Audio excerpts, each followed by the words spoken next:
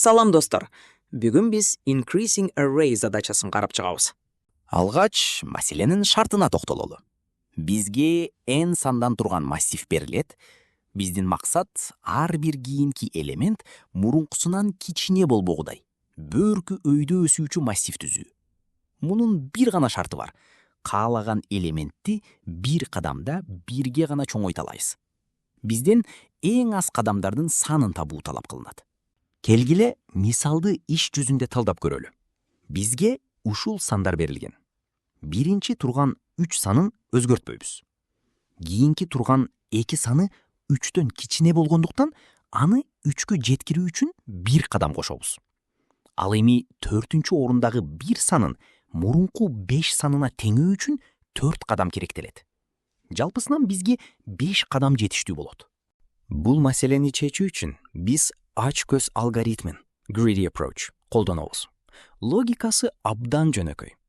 Массивди экинчи элементтен баштап карайбыз. Эгер ал мурункусунан кичине болсо, алардын айырмасын дароо жалпы кадамдарга кошуп, учурдагы санды мурунку сандын маанисине теңеп кете беребиз. Эми коддун иштөө принципин сапма-сап талдап көрөлү. Алгач, маалыматтарды киргизүү жана чыгаруу үчүн стандарттык IOStream жана сандардын тизмесин сактоо үчүн вектор китепканасын коштук. Саптардын башына std2 чекит деп кайталап жазбаш үчүн стандарттык аттар мейкиндигин коштук. Массивдин узундугун, элементтердин санын сактоочу өзгөрмө ачабыз жана консолдан массивдин көлөмүн, n санын окуп алабыз. n элементтен турган чоң сандарды сактай алган long динамикалык массив түзөбүз.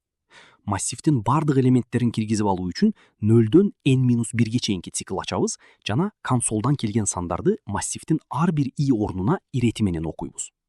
Керектүү кадамдардын жалпы санын эсептөөчү өзгөрмөнү жооп чоң болуп кетпеши үчүн long тибинде жарыялайбыз.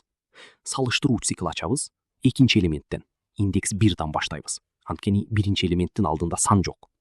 Эгерде учурдагы элемент мурунку элементинен кичине болуп калса, алардын айырмасын таап, аны жалпы кадамдарга кошобуз.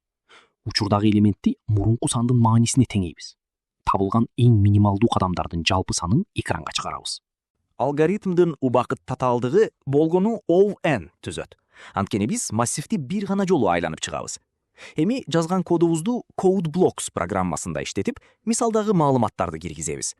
Көрүп тургандай, программабыз туура иштеп, 5 деген жыйынтыкты көрсөттү. Эми бул кодду белгилүү CSES платформасына текшерүүгө жөнөтөбүз. Көрүп тургандай, биздин код бардык тесттерден ийгиликтүү өтүп, accepted деген жашыл статус алды. Маселе толугу менен чечилди. Көңүл бурганыңыздарга рахмат. Кийинки видеолордон жолугушканга чейин.